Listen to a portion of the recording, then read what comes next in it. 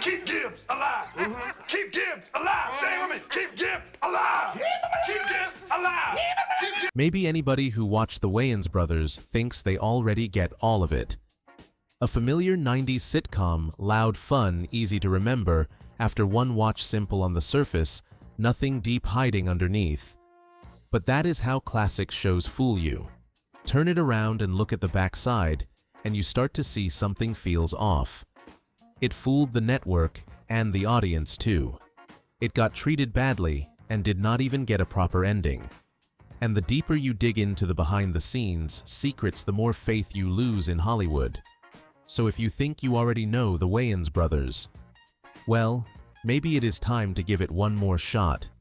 Come with me as we open up the 20 strangest facts this show ever tried to keep hidden from viewers. And get yourself ready, because some of the things on this list might make you see the whole show in a completely different way. Number 20. Passed over by two networks. Then somehow became the face of WB's opening night. If you want to see what was so strange about the Wayans brothers, start with this first little twist of fate. The show that later became one of WB's opening night faces had already been passed over by two major networks. First, it went to NBC. That went nowhere. Then it moved over to ABC, aimed in the TGIF direction. That did not work either. Most shows stop right there. Back when network television was still a real battlefield, getting turned down by two big players usually meant a quiet death. But the Wayans brothers did not die. That is the funniest and weirdest part of all. Right at that moment, WB was still a brand new network. It did not really have a personality yet. It needed something loud enough, fast enough, and different enough to make people remember it on night one. And that project that kept getting set down here and ignored, there turned out to be exactly what they needed. So, on January 11th, 1995, the Wayans brothers was not just accepted, it walked straight into WB's opening lineup. I have always loved that kind of irony. The two big guys did not see it. The new kid at the table was willing to bet on it. And sometimes television history gets written exactly through bets like that. And trust me, the way this show introduced itself after that was even slicker than the whole journey it took to find a home. Number 19. The Wayans brothers. Opening. Was basically a fake out. You turn on the Wayans brothers, you see afros, you see retro clothes, you get that old school black sitcom smell coming right through the screen, and your brain almost instantly goes, okay, I know what this is. But no. That is the first fake out. The show's official opening deliberately sets up an entrance that feels like a 1970s sitcom, with Shawn and Marlon dressed like they stepped out of some old TV memory, and then right after that, it blows up that whole setup with its own hands and slides into the real intro. I am telling you, even now, when I go back and watch it, I still think that move was smart, stubborn, and kind of brilliant. Here is what makes it work. Most sitcoms use the opening to settle the audience in. The Wayans brothers does the opposite. It practically taps the viewer on the shoulder and says, do not think a few opening seconds are enough to figure us out. Then, the switch into the real intro used the instrumental of Electric Relaxation in the first two seasons, which gave that whole opening this feeling that was fake, old-fashioned, modern, and very Wayans all at once. At that point, it was not just an opening anymore. It was a statement. This show knew what sitcom history was, and it also knew it had no intention of standing in line and behaving. And when a show has enough nerve to pull a move like that in the first few seconds, you should probably get ready for the people behind it to be even more hard-headed than that. And that brings us to fact number 18. Number 18. John Witherspoon. Almost got pushed out of the show. Honestly, even now, every time I hear this story again, it still sounds crazy to me. How did anybody ever think you could make the Wayans brothers without John Witherspoon? And yet, back when the project was still at NBC, John Witherspoon was exactly the person the network did not want to keep. That already sounds wrong. Based on Marlon's version of the story, NBC wanted a different direction for the father role, and at one point, they were even looking at Danny Glover. In other words, they looked at John Witherspoon and did not see Pops. Shawn and Marlon saw Pops immediately, and lucky for this show, they were stubborn. Because that was not just a casting swap.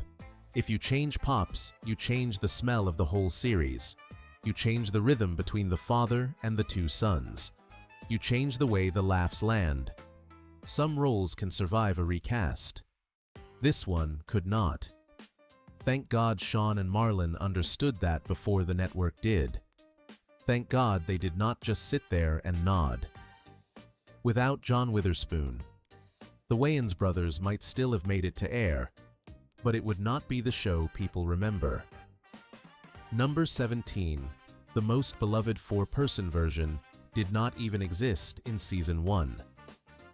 Let me guess, when you think about the Wayans brothers, these four faces pop into your head right away: Shawn, Marlon, Pops, and Dee. That is how almost everybody remembers it.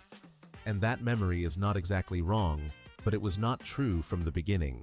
Dee Baxter did not come in until Season 2, which means the version most viewers loved, most remembered most, and assumed had been there from day one, was actually the later version.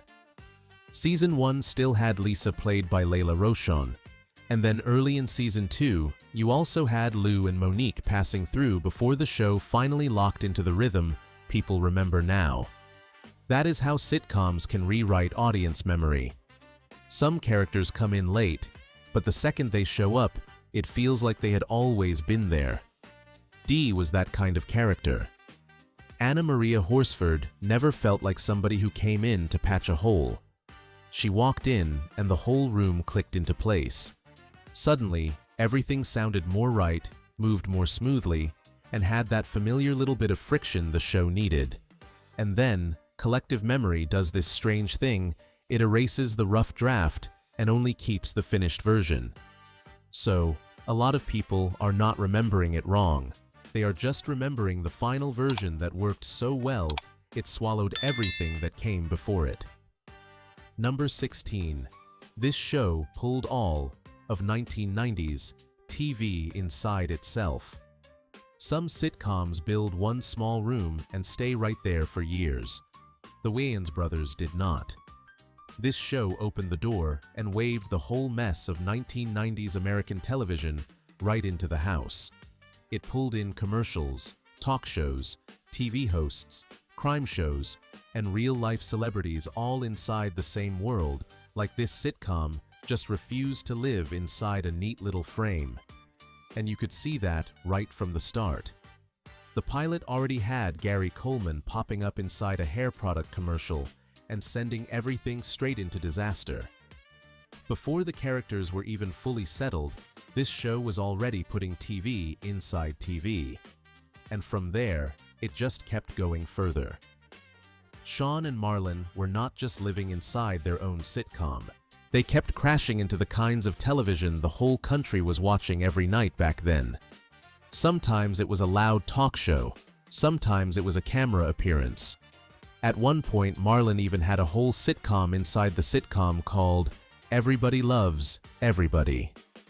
And of course, later on the show, kept pulling more real-life people into the mix, from Adam West in The Black Widower, all the way to Paula Abdul and Roy Jones Jr. near the end. When you really watch closely, you realize the Wayans brothers did not just reflect 1990s TV, it swallowed 1990s TV whole, chewed it up into its own joke, then threw it right back at the audience with that very Wayans grin. Number 15. That pilot episode was basically a warning shot. You only have to watch the pilot to understand the rhythm this series was going to chase for years after that. The story revolves around a hair product with a name that already sounds like trouble. Goop Hair it is, and then it throws everything on the air through a commercial with Gary Coleman right there in the middle of the chaos. That opening alone tells you a lot. This was not the kind of sitcom that wanted to go step by step, ease everybody in, and then slowly speed up later.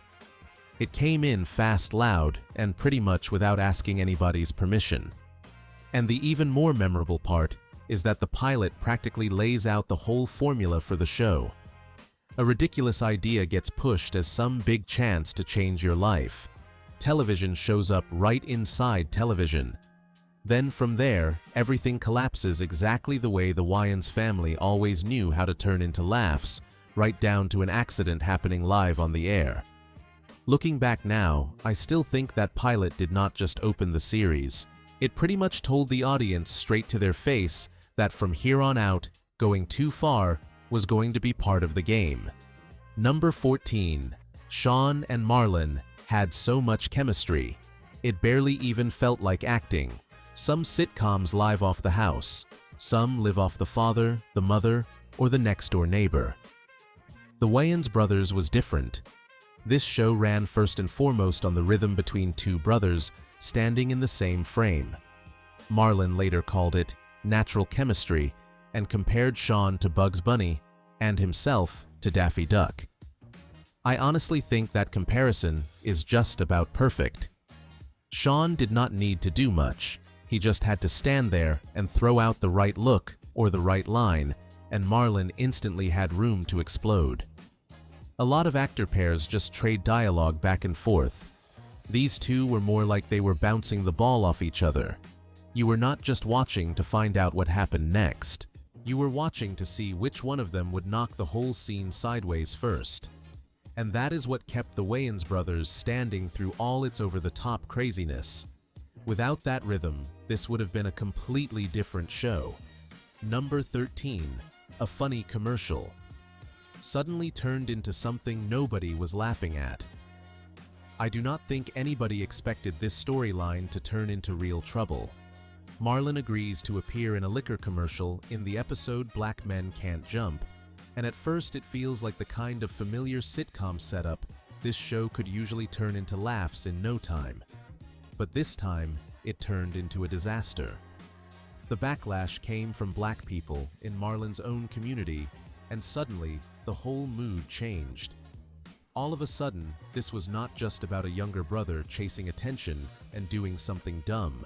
It became about who black image was being sold to how it was being sold, and how the price of a few seconds on screen could be bigger than people thought. I have always felt that was one of the show's most memorable turns, because it reminded viewers that television especially, American television in those years, was never just harmless fun. Some images flash on and disappear, but some of them stick around, hit a nerve, and leave nobody laughing. Number 12. The woman playing Grandma was actually younger than the man playing Pops. Oh, here we go again, with age one of the least trustworthy things in Hollywood. On the Wayans brothers. Jeanette Dubois played Grandma Ellington Pops's mother-in-law. Sounds completely normal until you find out that in real life, she was actually 3 years younger than John Witherspoon. Once you hear that, all you can do is laugh. Because if you try to make that add up in real life, it really is ridiculous. But the funny part is, when you watch the show, nobody notices anything off. And that is exactly what was so good about television back then. Nobody was sitting there checking paperwork. People just looked at who walked into the room and owned it. Jeanette Dubois had exactly that kind of authority. The minute she showed up on screen, everybody had to listen. Her voice, her face, the way she looked at Pops. All of it made the grandma role feel completely right, no matter what her actual age was. Sometimes television works best right there. It does not need everything to add up on paper. It just needs to feel right on screen. Number 11. Only 3 people stayed with the show from beginning to end. All right, now, I want to test your memory a little. Think about the Wayans brothers. Think fast. You are probably seeing a bunch of familiar faces in your head, right? Dee White, Mike, Grandma Ellington. Maybe even some of those supporting characters who showed up so much. Back then, it feels like they were around forever. But no. If you count all 101 episodes, only 3 people actually stayed with the show from beginning to end: Shawn Wayans, Marlon Wayans, and John Witherspoon. It is a small little side fact, but I really love it, because it says more about what this show actually was than a lot of bigger, fancier observations do. You can swap out girlfriends, neighbors, people hanging around the newsstand, even some of the side rhythm from season to season. But the main spine does not change. It is still 2 brothers making a mess, and the father standing there looking at the mess they just made with that expression, like life has already trained him for this. Really, the second you think of it that way, everything clicks. The Wayans brothers could add whatever it wanted for flavor, but it was only truly the Wayans brothers, when those 3 were standing in the frame together. Number 10. The brothers' mother was talked about for 5 seasons, but nobody ever saw her face. This was a really smart old sitcom trick, and the Wayans brothers committed to it all the way. For 5 seasons, Shawn and Marlon's mother kept getting mentioned over and over, like she was a totally normal part of that house. Everybody talked about her. Pops talked about her. The brothers talked about her.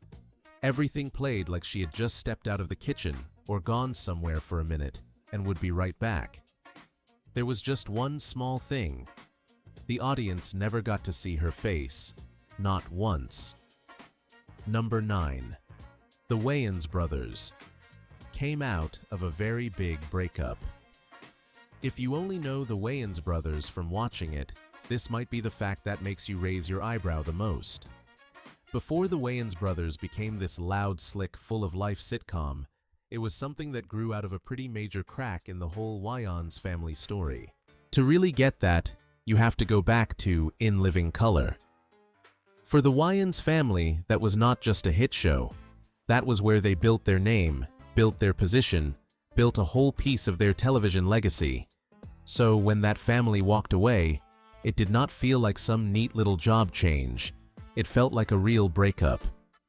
The way Marlon tells it, the whole family left the show because Fox put In Living Color into syndication in a way that hurt Keenan's stake in it, and they chose to stand with their brother instead of staying and taking the money. I still remember Marlon saying that after that, he was almost flat broke. Not the kind of thing somebody says just to make the story sound more dramatic. He said he only had a few $100s left in the bank and had to figure out his next move on his own. And right out of that breathless moment, he jumped into making The Wayans Brothers with Shawn. I have always thought there is something very real in that. Some shows get born when everything is going smooth. This sitcom sounds more like a comeback. Number 8. Season 2. Quietly changed the whole world of the show. Some sitcoms switch people out and the audience catches it right away. The Wayans brothers did something way quieter and a whole lot sneakier. It basically rewired its whole world in the middle of the run, then just kept moving like nothing happened. If you think back on the familiar feel of the show, a lot of people picture the newsstand Pop's joint and all those characters bouncing into each other in this one easy rhythm. But that rhythm was not totally there from the start. By season 2, the show had quietly rearranged almost its whole main playing field. Pop's joint and the newsstand setup got folded into the Niedermeyer building, and from that point on, the whole world of the show suddenly felt tighter, cleaner, and quicker on its feet. Number 7. For a while. If you wanted to rewatch this show, you just had to sit there and wait for a rerun. This is the kind of memory that feels very television, and anybody who grew up with cable probably knows exactly what I mean. Some shows go off the air and disappear. The Wayans brothers did not completely disappear, but for a long stretch, it kept living in the oldest way possible. If you wanted to see it again, you just waited for it to show up on TV. No clicking into an app, no opening a full box set. You just waited. Waited for the right time slot, the right channel, the right random night, when MTV2 or some cable channel suddenly handed you a few old Wayans episodes back. Looking at it now, that almost feels luxurious in a weird way, but that really was how a lot of people kept their memory of this show alive. And the reason was pretty simple. Season 1 came out on DVD in 2005, but seasons 2 through 5 did not hit disc until 2017 through 2019 through Warner Archive. Which means for a really long time, viewers did not have an easy complete set they could just sit down with and watch properly from beginning to end. So cable reruns were not just a fun way to revisit it. They were almost the only thing keeping the Wayans brothers breathing in people's lives. Number 6. The Wayans family left its fingerprints all over this show. Watch the Wayans brothers long enough, and you start to notice something pretty great. Shawn and Marlon were never in there by themselves. This show carried the Wayans name, and it behaved like a full-blown Wayans family production too. On camera, people already knew the energy Shawn and Marlon brought, but look a little closer and the Wayans name keeps slipping into the show in quieter ways too. Kim Wayans showed up on the show. Then, later in the run, that family fingerprint even showed up behind the camera. Craig Wayans got writing credits during the later stretch of the series. That might sound small, but to me it feels very Wayans. They were not just standing in the frame and getting laughs. They were writing, shaping, and pumping their family rhythm right into the machinery of the thing. That is why watching the Wayans brothers sometimes does not just feel like watching a sitcom. It feels like watching a whole family pass the ball back and forth on the same court. Number 5. This show felt like a secret reunion of the Eddie Murphy universe. The Wayans brothers was not just Shawn and Marlon's sitcom. Look a little closer, and it also starts to feel like this strange little meeting place where a whole lot of faces from Eddie Murphy's movie world suddenly popped up again. To put it plainly, this show had a very clear connection to an entire era of Black American comedy, with Eddie Murphy sitting right near the center of it. That list is long enough that it almost starts to feel intentional.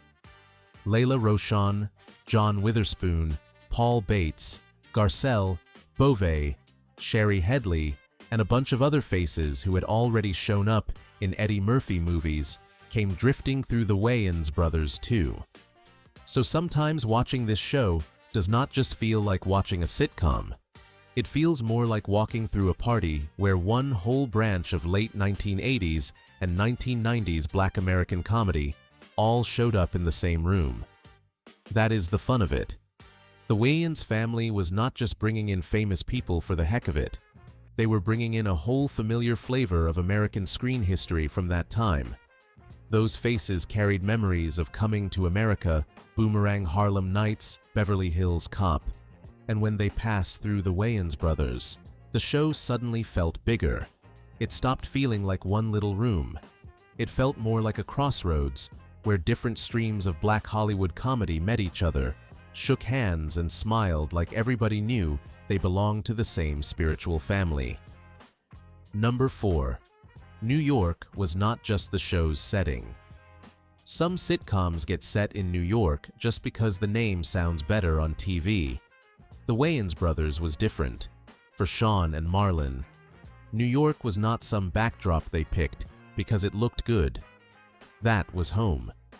And you can feel that almost immediately in the way the show breathes, talks, argues, and moves.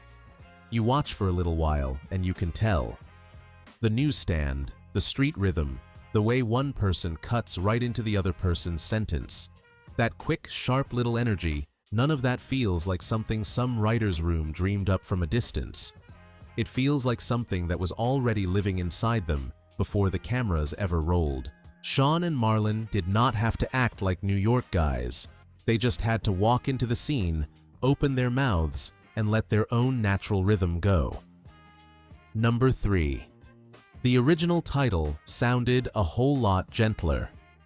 Here is something that if you heard it before ever watching the Wayans brothers, you might think it was a totally different sitcom. At first, this show did not have the title we know now. It was originally developed under the name Brother to Brother. Just hearing that title, you can already feel the difference.